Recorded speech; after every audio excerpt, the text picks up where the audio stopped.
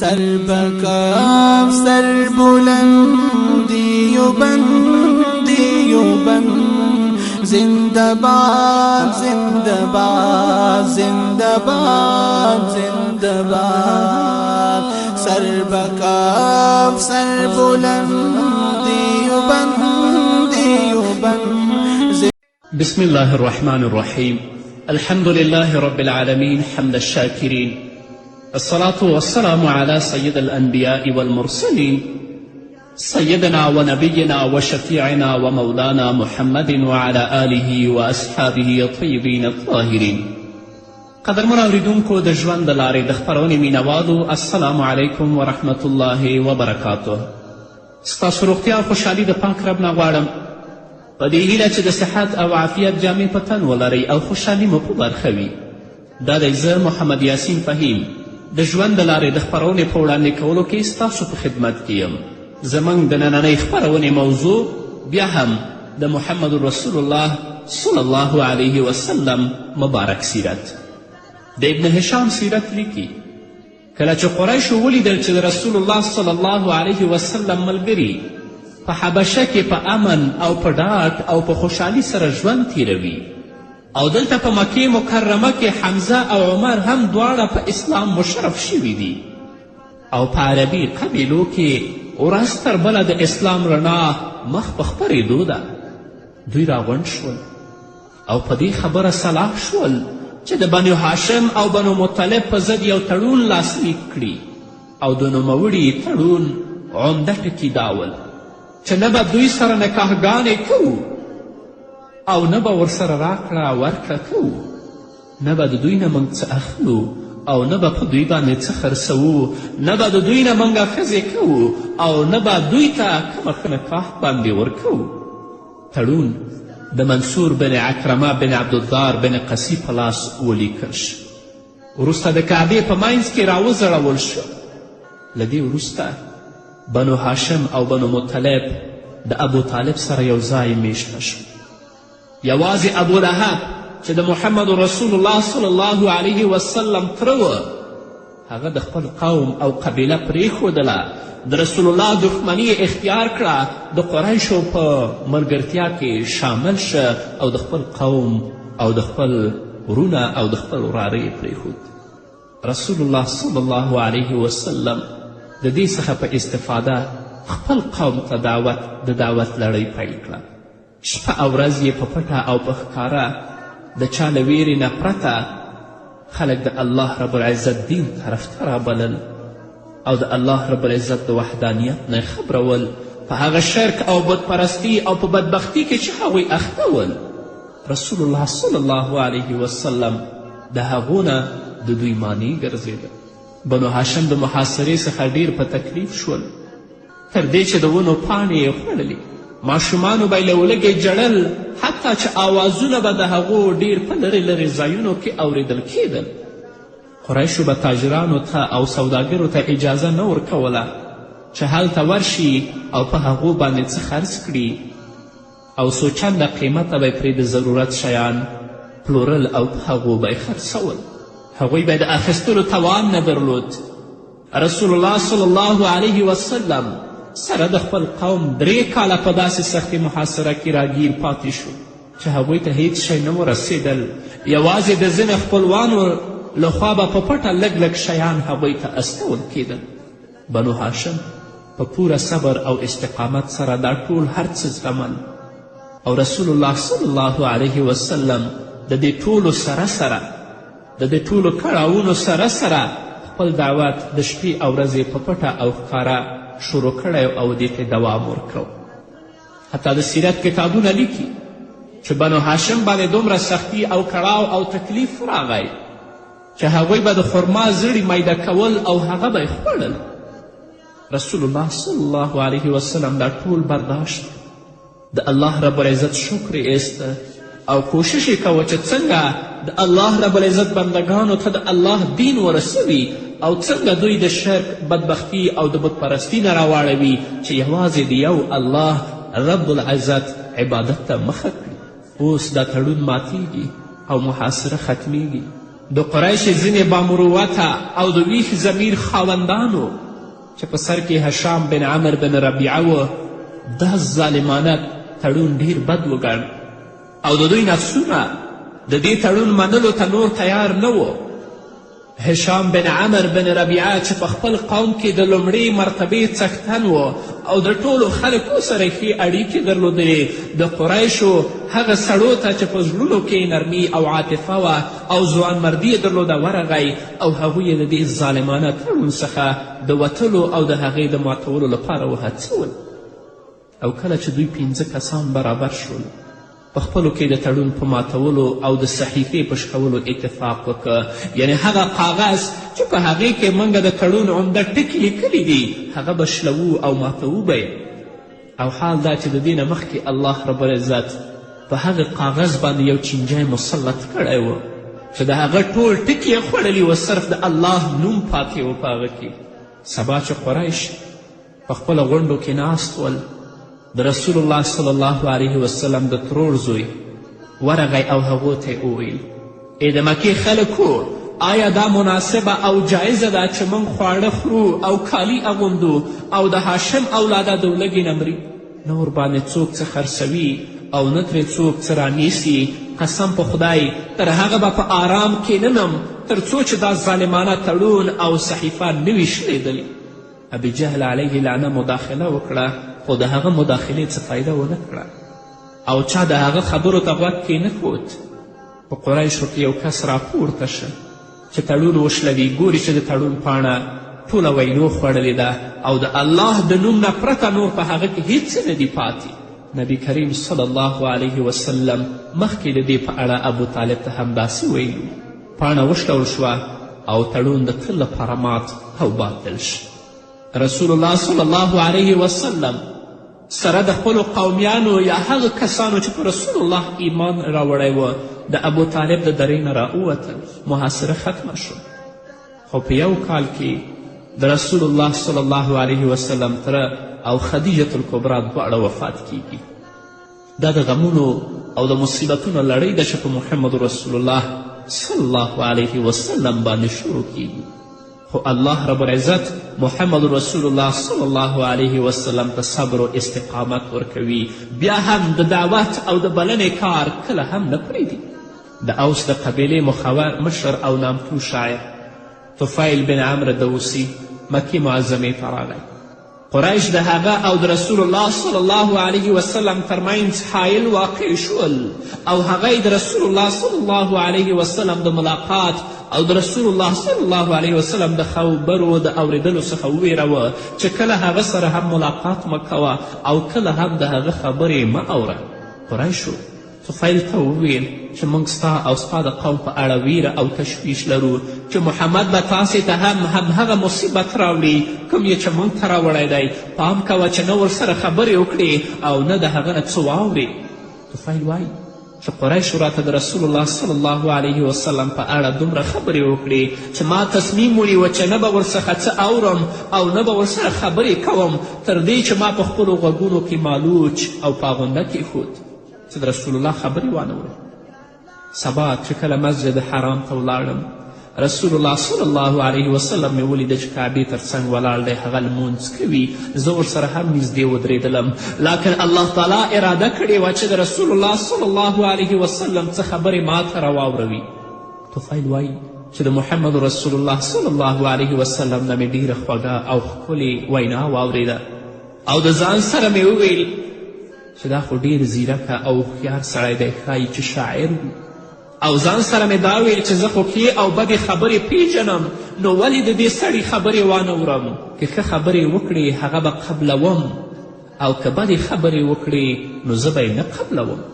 طفیل د خپل تصمیم په اساس د رسول الله صلی الله علیه وسلم کور ته ورغی. د خپل راتګ ټوله کیسه یې رسول الله ته واوروله. رسول الله صلی الله علیه وسلم ورته د اسلام په لور بلنه ورکړه او قرآن کریم یې دې طفیل ته تلاوت که.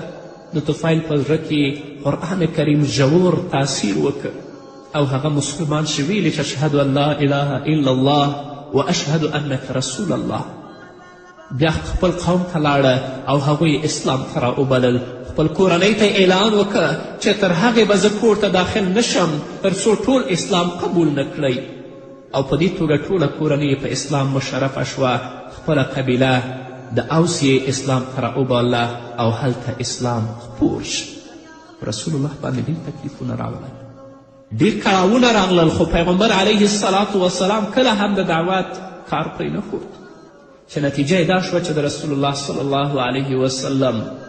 دین د دنیا هر ګوټ ګوټ ته ورسید. تورې تیارې د جهالت غورې. اوس د دې نه رسول الله صلی الله علیه وسلم وروسته سفر کوي طایف لورې ته. دا به واورو خود یوې دمې نه وروسته. انسانیت پکې چا نه پېژندو، لړۍ د ظلم او وحشت خورې وي. له انسانانو ورک شوي منزلونه چې حضور راغی، دنیا ته یې پیغام راوړو د شرافت پیغام. هر خوا خواره د جهالت و تورتمونه چې حضور راغی. قدرمنو اوریدونکو، بیا هم زموږ سلامونه او نیکې هیلې ومنئ. ابن اسحاق لیکي کله چې ابو طالب وفات شو، قریشو رسول الله صلی الله علیه وسلم ته ډیر زیات تکلیف ورکړ، ځکه کله چې ابو طالب ژوندی و د زیات تکلیف وسې نه رسېده چې رسول الله ته تکلیف ورسوي. نو له دې امله رسول الله صلی الله علیه وسلم د طایف په لور وخوځېد تر څو د ثقیف د قبیلې څخه د مرستې غوښتنه وکړي. رسول الله صلی الله علیه وسلم چې کله طایف ته ورسید، د ثقیف 3 تنه مشران چې 3 واړه ورونه ول، رسول الله هغو سره لیدنه وکړه او پیغمبر علیه الصلاة وسلام هغوی اسلام ته راوبلل. په هغوی کې د یو ځواب دا و که چیرې ته د الله پاک پیغمبر یې نو زه به د کعبې پوښ څیرې کړم. دا د هغه ځواب. دویم ویلې ستا پرته بل څوک الله ونه مونده چې هغه یې رالیږلی وی او پیغمبر کړی وی، تی راولېږلي. او دریم وویل په الله قسم زه نه غواړم چې تا سره خبرې وکړم، که چیرې ته رښتیا هم پیغمبر یې لکه چې څنګه ته وایې نو دا ډیره د خطر خبره ده چې ستا خبره رد کړم، او که چیرې دروغجن یې نو ماته نه ده پکار چې زه دروغجن سره خبرې اترې وکړم. د دې ځوابونو د اورېدو وروسته رسول الله صلی الله علیه وسلم د ناامیدي په حالت کې د هغوی څخه پاڅېده او هغوی ته ویلې ستاسې ځوابونه خو همدا وه، خو زما هیله دا ده چې دا د ځان سره راز وساتئ او چاته یې ونه وایئ. د رسول الله صلی الله علیه وسلم خوښه نه وه چې قوم یې د دې وضعیت څخه خبر شي، ځکه چې نور به هم د رسول الله صلی الله علیه وسلم په ضد باندې راوپارېږي. ولې هغوی بدبختانو داسې ونه کړل، بالعکس د خپل قوم لیونیان، د خپل قوم کمعقلان او مریان یې ورپسې کړل. هغوی رسول الله ته ښکنځلې کولې، رسول الله پسې چیغې او سورې وهلې، تر دې چې ټول خلک یې ورته راغونډ کړل او رسول الله صلی الله علیه وسلم د عتبه او شیبه باغ ته پناه یې وړله. رسول الله صلی الله علیه وسلم دومره په کانو وویشته چې د بارک پڼۍ د وینو نه ډکې شوې. کله چې رسول الله صلی الله علیه وسلم هغه باغ ته لاړه نو د ثقیف قبیلې لیونیان او کمقلان بیرته راستانه شول. رسول الله صلی الله علیه وسلم د انګور د یوې ونې سوري لاندې کیناست، د ربیعه 2 زمنو یې ننداره کوله. کله چې په پوره ډاډ او اطمینان کیناست، دا دعا یې وکړه: ای الله، زه د خپلې کمزوري او د خپلې ناتواني او د خپلې بېوسي شکایت تا کوم. ای ارحم الراحمین ذاته، ته د بېوزلو پروردګار یې، زما رب یې، ته مې چاته سپارې؟ داسې پردي او ناشنا خلکو ته چې دنیا را باندې سور اور وګرځوي، او که کوم دښمن ته مې سپارې چې زما واګې د هغه په اختیار کې وي، یا الله، که ستا د قهر او غضب څخه په امان اوسم نو زه د هیڅ مشکل او ستونزې پروا نه لرم. ستا د هغه مخ په نور باندې پناه غواړم د کوم په وسیله چې ټولې تیارې رڼا ګرځېدلي او د دنیا او آخرت ټولې چارې ورباندې سمې شوي دي له دې پناه غواړم چې ستا قهر او غضب راباندې رانازل شي ای الله ستا شکر دی او ټوله ثنا او صفت ستا لپاره دی تر دې چې ته راضي شي د ربیعه زامنو چې دا منظر ولیدو نو د رحم جذبات یې په خوځښت راغلل خپل نصراني امرایه او غلام عداس ته یې امر وکړه چې د انګورو یو وږی رسول الله ته یوسي د عداس د دوی غلام عداس د امر په تعمیل کې د انګورو یو وږی په طبخ کې رسول الله صلی الله علیه وسلم ته یوړ کله چې کیښود رسول الله ته یې ویلې وخورئ رسول الله صلی الله علیه وسلم چې کله انګورو ته لاس اوږد که نو ویلې بسم الله عداس ورڅخه په ډېره حیرانتیا پوښتنه وکړه دا کلمات خو د دې وطن خلک نه استعمالوي رسول الله د هغه څخه پوښتنه وکړه عداسه ته د کوم ځای او په کوم دین یې عداس ځواب ورکړه زه نصراني او د نینوا یم رسول الله وفرمیل ښه د نیک انسان یونس علیه السلام د وطن یې عداس ورته ویلې تاسو یونس څه پیژنئ رسول الله صلی الله علیه وسلم ځواب ورکړه هغه زما ورور دی هغه هم پیغمبر و او زه هم پیغمبر یم د دې په اورېدو سره عداس د رسول الله صلی الله علیه وسلم په پښو کې پریوت او د هغه مبارک سر لاسونه او پښې یې ښکل کړل کله چې رسول الله صلی الله علیه وسلم د ثقیف د خلکو څخه ناامیده شه د شپې مهال نخلې ته ورسید رسول الله صلی الله علیه وسلم د شپې لمانځه لپاره ودرېد د پیریانو یوه اووه کسیزه ډله چې د نصیبند د سیمې اوسیدونکي ول نصیبند د عراق شمال لوري ته پرته سیمه ده هغوی راغلل او د رسول الله صلی الله علیه وسلم تلاوت ته یې غوږ کیښود کله چې د لمانځه څخه رسول الله فارغ شه دا ډله خپل قوم ته د ویرونکو په توګه ستانه شول او هغوی ته ویلې چې موږ عجیب قرآن واورید هغوی هم د الله رب العزت د عذاب څخه وویرول رسول الله صلی الله علیه وسلم په داسې حال کې بیرته مکې ته راستون شو چې ټول قوم یې پرته د یو څو بېوزله مسلمانانو کلک مخالفت ته ملا تړلې وه رسول الله صلی الله علیه وسلم د حج او عمرې په موسمونو کې مختلفو عربي قبیلو ته د دعوت رسونې کار پیل که هغوی یې د الله تعالی لورې ته راوبلل او دا یې ورته ویل چې زه د الله تعالی له لورې رالیږل شوی استازی او پیغمبر یم پر ما ایمان راوړئ او زما څخه دفاع وکړئ تر څو زه د الله تعالی له لورې رالیږل شوي هدایات او لارښوونې تاسې ته بیان کړم الله رب العزت د خپل دین د غلبې او د خپل پیغمبر د پیاوړتیا اراده کړې وه یو ځل رسول الله صلی الله علیه وسلم د خپل مبارک عادت سره سم د حج په موسم کې د یوې عربي قبیلې د ځینې وګړو سره لیدنه وکړه رسول الله ورڅخه پوښتنه وکړه تاسې څوک یاست هغوی ځواب ورکړه چې موږ د خزرج د قبیلې پورې اړوند یوه ډله یو رسول الله صلی الله علیه وسلم ورڅخه بیا وپوښتل هغه چې د یهودیانو ملاتړې ده هغوی ځواب ورکړه هو بیا ورته رسول الله صلی الله علیه وسلم ویل تاسو لږ کښېنئ چې زه در سره څو خبرې وکړم هغوی کښېناستل رسول الله صلی الله علیه وسلم د الله لورې ته راوبلل او ورته اصلاح بیان که او بیا د قرآن مجید تلاوت پیل کړ د ابن هشام سیرت لیکي چې د هغوی د اسلام د منلو د لاملونو څخه یو لامل دا و چې دوی سره په مدینه کې یهودان اوسېدل او هغوی اهل علم او اهل کتاب ول او دوی مشرکان او بت پرستان ول یعنې د خزرج بت پرسته ول مشرک ول نو کله به چې د دوی ترمنځ وخت تر بله ستونزې پیدا کېدې نو یهودو به دوی داسې تهدیدول ژر ده چې یو نبي راتلونکی دی وخت یې رانږدې شوی دی موږ به د هغه پیروي کوو او د هغه په ملګرتیا به تاسې د عاق او ارم په څیر وژنو دا به یهودانو دوی ته وویل کله چې رسول الله صلی الله علیه وسلم د هغوی سره تفصیلي خبرې وکړې او د الله تعالی لورې ته یې راوبلل دوی یو بل ته ویل ای خلکو په الله قسم چې دا خو هماغه نبی دی د کوم څخه چې موږ یهودیانو ویرولو دا خو هماغه نبی دی پام کوئ چې هغه یهودیان در څخه د دې په پیروي او منلو کې وړاندې نه شي بلکې د یهودانو نه مخکې په دې باندې تاسو ایمان راوړئ او د دې پیروي وکړئ